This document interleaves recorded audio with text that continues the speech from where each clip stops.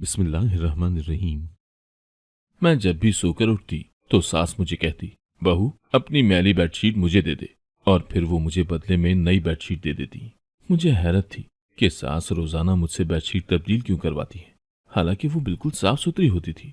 एक दिन सास ने जो मुझे नई बेडशीट पकड़ाई वो मैंने बिछाई नहीं और उसकी जगह अपनी ही कोई पुरानी चादर डालकर सो गई। थोड़ी देर बाद जब आंख खुली तो चकरा कर रह गई, क्योंकि मेरे साथ तो मुझे नहीं मालूम कि माँ की गोद का लम्स कैसा होता है, या फिर जब बाप अपना शफकत भरा हाथ औलाद के सर पर फेरता है तो कैसा महसूस होता है। क्योंकि मैं जब 2 माह की थी तो मेरे वालिदैन एक हादसे में अपने मालिक हकीकी से जा मिले थे। तब मुझे मेरी इकलौती फुप्पो ने अपनी गोद में भर लिया था। तब से लेकर आज तक मेरी कुल कायनात फुप्पो ही है। वो बहुत मोहब्बत करने वाली औरत थी। मुझ में तो उनकी जान थी। फुप्पो का खानदान मुख्तसर सा था। एक फुप्पा थे जो मुझे बाप की तरह ही शफकत देते थे, और एक उनका बेटा था जो मुझसे 2 साल छोटा था। मैंने अक्सर मोहल्ले की औरतों की ज़बानी सुना था कि अगर फरवा की माँ जिंदा होती तब भी वो अपनी बेटी को इतनी मोहब्बत नहीं देती जितनी मोहब्बत रक्षंदा तुमने दी है। मैं खुद को बहुत खुशनसीब तस्वुर करती थी, मगर कभी कभार मेरी सोच का जाविया बदल जाता था। इसलिए नहीं कि मैं कोई बहुत ही नाशुक्री लड़की थी जिसे मोहब्बतों का जवाब मोहब्बत से देना नहीं आता था, बल्कि मैं कभी कभार अपनी खुद साख्ता खुशफहमियों के पिंजरे से बाहर निकल आती थी। मुझे अपनी जिंदगी साल में बस एक बार ही बुरी लगती थी, वो भी तब जब फुप्पो का बेटा इम्तिहान पास करके घर में अपनी ट्रॉफी लाता। कुछ दिन तो उसे अपनी नई क्लास और नई किताबों का बहुत शौक होता था, इसलिए वो दिन भर किताबों में सर दिए बैठा रहता था। और तब मुझे बहुत शिद्दत से एहसास होता कि काश मेरे वालिदैन भी जिंदा होते तो वो मुझे स्कूल में जरूर पढ़ाते। मुझे स्कूल जाने का बहुत शौक था, मगर मेरी ये ख्वाहिश कभी भी पूरी नहीं हुई थी। मेरी वो फुप्पो जो मेरी हर ख्वाहिश पूरी कर दिया करती थी, उन्होंने मुझे तालीम दिलवाने से इनकार कर दिया था। वो कहने लगी, मुझे लड़कियों की तालीम अच्छी नहीं लगती, तुम मेरी प्यारी बेटी घर में ही रहो। मैंने फुप्पा से भी फरमाइश की थी, उनकी मिन्नत समाजत की कि आप फुप्पो से कहते कि वो मेरे तालीमी अखराजात के मुतालिक फिक्र न करें। फुप्पा ने भी लाख समझाया, मगर वो अपनी बात से टस से मस नहीं हुई थी, और यूं मैं तालीम हासिल करने से महरूम रह गई थी, जिसका मुझे बहुत दुख था। इसके अलावा फुप्पो ने मुझे अपनी सगी औलाद से भी बढ़कर जाना था। वो मेरी पसंद को अहमियत दिया करती थी। घर में खाना मेरी मर्जी से बनता था, और फुप्पो मेरी सफाई सुथराई का भी बहुत ख्याल रखा करती थी। वो हर रोज मेरे कपड़े धोती थी, मुझे किसी काम का भी नहीं कहती, हालांकि मैं इतनी बड़ी हो चुकी थी। हर रात मेरी फुप्पो मेरे कमरे में आ जाया करती थी। वो कहती थी, बेटी मैं तुम्हें कहानी सुनाती हूँ, तुम सो जाना। फुप्पो ने मुझे कभी शहजादियों की कहानी नहीं सुनाई थी। उनकी हर कहानी में जिनों और चुड़ैलों का जिक्र हुआ करता था। मैं बहुत ज्यादा खौफजदा हो जाया करती थी। फुप्पो अपने कमरे में जाने से पहले मुझसे कहती, फरवा अब तुम अपने बिस्तर से मत उठना और ना ही कमरे का बल्ब रोशन करना, क्योंकि रात के वक्त दूसरी मखलूक गर्दिश करती है। मैं इतनी खौफजदा हो जाती थी कि सारी रात पहलू भी नहीं बदलती थी। जैसे लेटी वैसे ही सुबह उठती थी। मैं अब जवान हो चुकी थी, मगर फुप्पो के सुनाए गए कहानी किस्सों से मुझे अभी तक खौफ आता था। एक दिन मैं अपने कमरे में लेटी रिसाला पढ़ रही थी जब फुप्पो की एक सहेली हमारे घर आई थी। कहने लगी, रक्षंदा तुमने फरवा को बहुत अच्छे तरीके से पाला पोसा है। मैं जानती हूँ कि तुमने उसे अपने घर में महलों सा आराम दिया है, मगर वो अब जवान हो चुकी है। उसकी शादी की उम्र है, उसे घर के कामों की कोई सूझबूझ नहीं है। वो अगले घर जाकर कैसे गुजारा करेगी? माँ तो बेचारी की है नहीं। फरवा जब अगले घर जाएगी तो तुम्हें ही कोसने मिलेंगे कि तुमने लड़की को कुछ सिखाया नहीं है। वो दोनों सहेलियां बाहर सहन में बैठी गुफ्तगू कर रही थी। आंटी की बात सुनकर मैं बेहद परेशान हो चुकी थी, क्योंकि वो ठीक ही तो कह रही थी। मैं ससुराल जाकर क्या करूंगी? तब पप्पू कहने लगी, अरे पगली, तुमने क्या सोच रखा है कि मैं फरवा की शादी करके उसे रुखसत कर दूंगी? मैंने आज तक उसकी आंखों में आंसू नहीं आने दिया। अगले घर जाकर वो अपने सास के ताने सुने। मैं तो फरवा की शादी अपने बेटे सुहेल से ही कर दूंगी, ताकि मेरी बच्ची को किसी किस्म की कोई तकलीफ ना हो। वाह रक्षंदा, तुम तो सच में बहुत ही बेहतरीन माँ साबित हुई हो फरवा के लिए। वो दोनों फिर न जाने क्या क्या बातें करती रही थी, जबकि मेरा जहन अब भटक गया था। मेरी आंखों के सामने सुहेल का सरापा घूम गया था। वो बिल्कुल फुप्पो की तरह ही मेरा ख्याल रखा करता था, हर चीज में मुझे मुकद्दम रखता था, और अब तो उसने इतना कदकाठ निकाल लिया था कि उसे देखकर ही अच्छा लगता था। मगर मैंने आज तक उसके बारे में कभी ऐसा नहीं सोचा था। लेकिन जब से फुप्पो की बात सुनी थी, मेरा दिमाग सुहेल में ही अटक कर रह गया था। सुहेल जब काम से आया तो सीधा मेरे पास आया था वो हर शाम मेरे लिए कुछ न कुछ खाने के लिए जरूर लेकर आता था। आज जब वो मेरे पास आया तो मैं उसे देखते ही शर्मा गई थी, क्योंकि मेरी सोच का अंदाज बदल चुका था। उसने भी महसूस कर लिया था, इसलिए कहने लगा, फरवा, ये तुमने क्यों अपना मुंह लाल टमाटर की तरह कर लिया है? क्या बात है, मुझसे क्यों शर्मा रही हो? मैंने जल्दी से खुद पर काबू किया और बोली, अरे नहीं, ऐसी कोई बात नहीं है। फिर वो उठकर अपने कमरे में चला गया, मगर मैं उसके जाने के बाद भी उसकी खुशबू अपने पास महसूस कर रही थी। शुरू से ही मेरा सर्कल बहुत मुख्तसर रहा था, न कहीं आना जाना था और न ही मुझे जमाने के बारे में इल्म था। अगर ये कहूं कि मैंने सुहेल के अलावा आज तक किसी लड़के से बराह रास्त बात नहीं की, तो इसमें कुछ झूठ ना होगा। बस इन्हीं वजूहात की बिना पर इतनी जल्दी मेरा दिल सुहेल की जानिब माइल हो गया था। अब मैं चाहती थी कि फुप्पो जल्दी से सुहेल के कान में भी ये बात डाल दें। मैं मुंतजिर ही रही, मगर हफ्ता भर गुजर जाने के बावजूद फुप्पो ने सुहेल से इस मुतालिक कोई बात नहीं की थी। मजबूरन मुझे ही जिक्र छेड़ना पड़ा था। एक दिन मैं बहाने बहाने से फुप्पो से बोली, आप मुझे घर के काम काज सिखा दें, अगले घर जाकर मैं क्या करूंगी? मेरी बात सुनकर फुप्पो हंसने लगी थी। फिर बोली, तुम इतनी बड़ी हो गई हो क्या कि अपनी शादी की बात अपने मुंह से करने लगो? मैं फुप्पो की बात सुनकर जी भर कर शर्मिंदा हुई थी। फिर फुप्पो कहने लगी, मेरी बच्ची, मैं तुम्हें कहीं नहीं जाने दूंगी, तुम मेरी बहू बनोगी। फुप्पो के मुंह से ये बात सुनकर मैं बहुत ज्यादा शर्मा गई थी, मगर अपने जज्बात पर काबू कर कर बोली, फुप्पो, आपको क्या लगता है सुहेल आपकी बात मान लेगा? शायद वो किसी और को पसंद करता हो। मेरी बात सुनकर फुप्पो चौंक गई थी। कहने लगी, तुम फिक्र मत करो, सुहेल जब घर आएगा तो मैं उससे बात करूंगी। फिर मुझे नहीं इल्म कि फुप्पो और सुहेल में क्या बात हुई थी। शाम में फुप्पो ने मेरे माथे पर बोसा दिया और बोली, सुहेल को इस रिश्ते पर कोई एतराज नहीं है। फुप्पो ने मेरा और सुहेल का रिश्ता पक्का होने की खुशी में पूरे मोहल्ले में मिठाई भेजी थी। फिर तो जैसे मोहल्ले की औरतों का तांता बंध गया था, वो सब फुप्पो को मुबारकबाद देने आ रही थी। मगर एक पड़ोसन आंटी साजदा अम्मी से कहने लगी, बहन, मेरी बात का गुस्सा मत करना, मगर मुझे लगता है कि ये मामला इतना सीधा नहीं है जितना सीधा बनाकर तुमने हम सब की नजरों के सामने पेश किया है। मुझे समझ नहीं आती कि तुम्हारी भतीजी में ऐसा क्या खास है कि तुमने आज तक उसे कभी घर से निकलने नहीं दिया, मोहल्ले में किसी लड़की के साथ दोस्ती नहीं करने दी, यहाँ तक कि तुमने उस गरीब को स्कूल भी नहीं पढ़ाया, घर के कामकाज तुमने उसे सिखाए नहीं, और अब तुम उसे अपनी बहू भी बना रही हो। मैं आंटी साजदा की बातें सुनकर परेशान हो चुकी थी। फिर वो बोली, रक्षंदा, मुझे तो लगता है कि इसके वालिदैन बहुत सी जायदाद अपनी इकलौती बेटी के नाम पर लगाकर मरे हैं। पप्पू एकदम गुस्से से बोली, खुदा का कुछ खौफ करो साजदा, हर इंसान को अपने जैसा मत समझो। मेरा भाई खुद एक गरीब इंसान था, उनका तो घर भी जाती नहीं था, किराए के मकान में रहा करते थे। मुझे फरवा से इस कदर मोहब्बत फकत इसीलिए है क्योंकि मुझे इसमें अपने मरहूम भाई की शक्ल नजर आती है। पप्पू की बातों ने साजदा आंटी को तो पुरसुकून कर दिया था, मगर मैं जो किचन में खड़ी उनकी बातें चोरी छुपे सुन रही थी, मैं पुरसुकून ना हो सकी थी। मेरे दिल में अक्सर पप्पो के मुतालिक शक सर उठा लिया करता था और हर बार वजह मुख्तलिफ हुआ करती थी। कोई ना कोई पप्पो की बात या हरकत मुझे चौंका दिया करती थी। मैं कुछ दिन तो बहुत परेशान रही थी।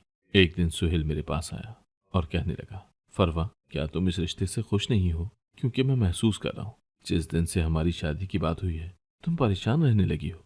मैं बमुश्किल मुस्कुराई थी और बोली, नहीं नहीं सुहेल, ऐसी कोई बात नहीं है। उस दिन के बाद से मैंने साजदा आंटी की बातों को सर से झटकने की कोशिश की थी, क्योंकि मैंने सोचा कि अगर पप्पो मेरी कोई खुफिया जायदाद हथियाना चाहती हैं तब भी इसमें कोई बुराई नहीं है। तब भी वो जायदाद मेरे शौहर के पास ही आ जाना थी।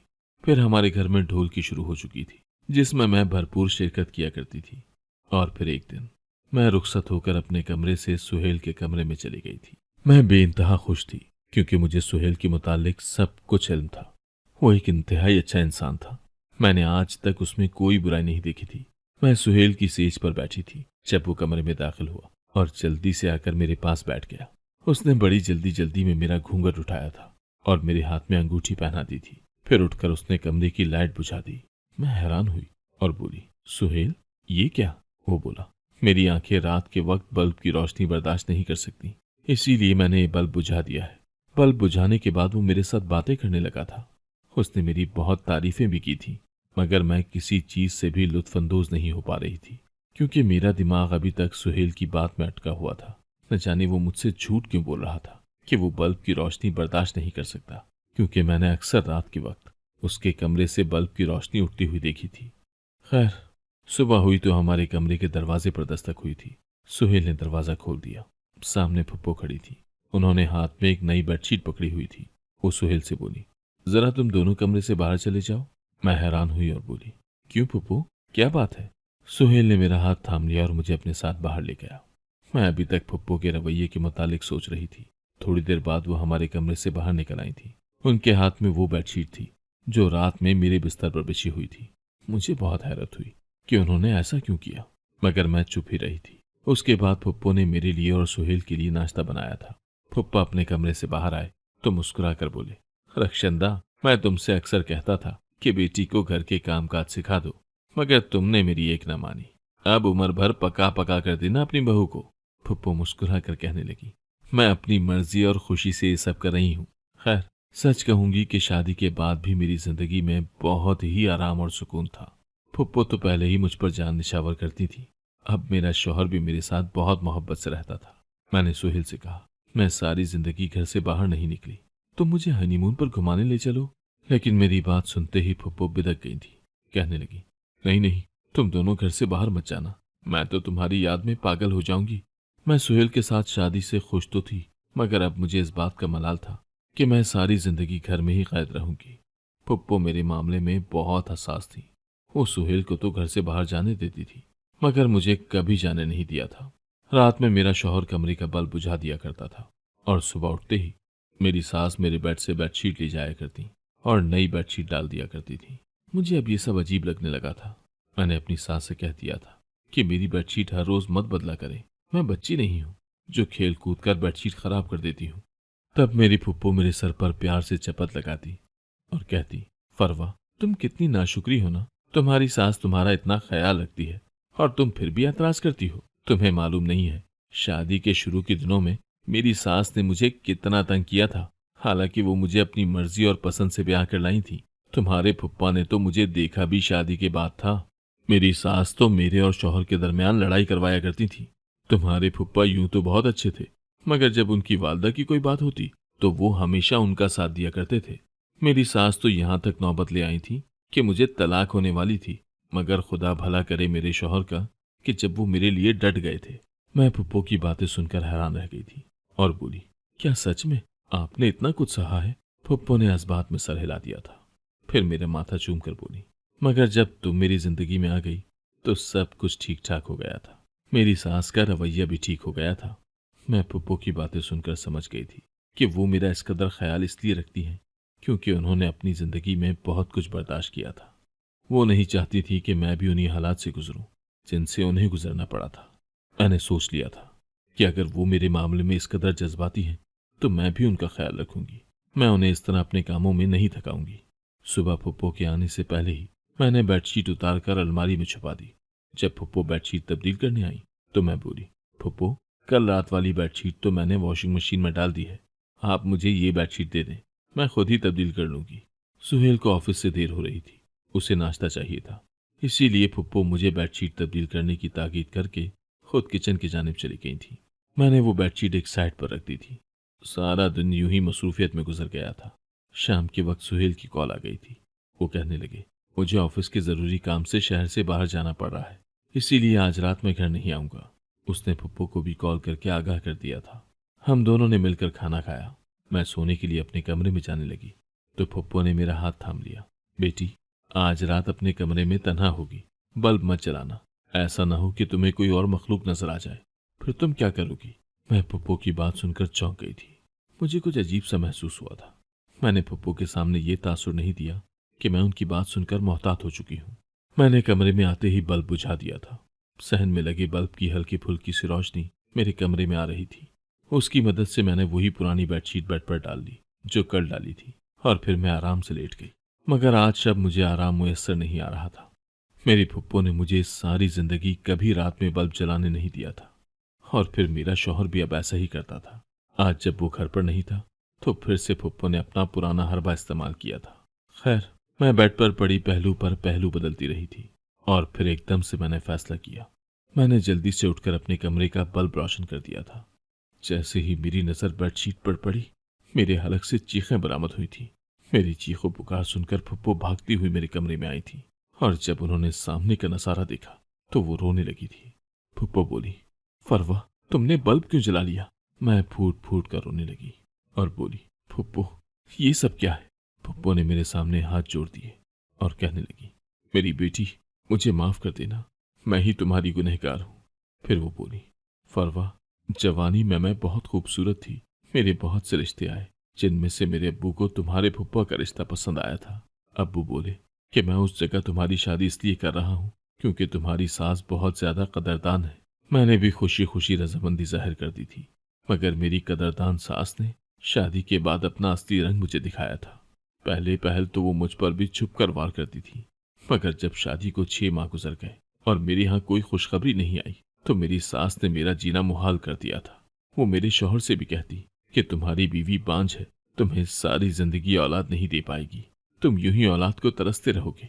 शुरू शुरू में तो मेरे शौहर ने मेरा भरपूर साथ दिया, मगर फिर वो भी अपनी अम्मी की बातों में आ गए।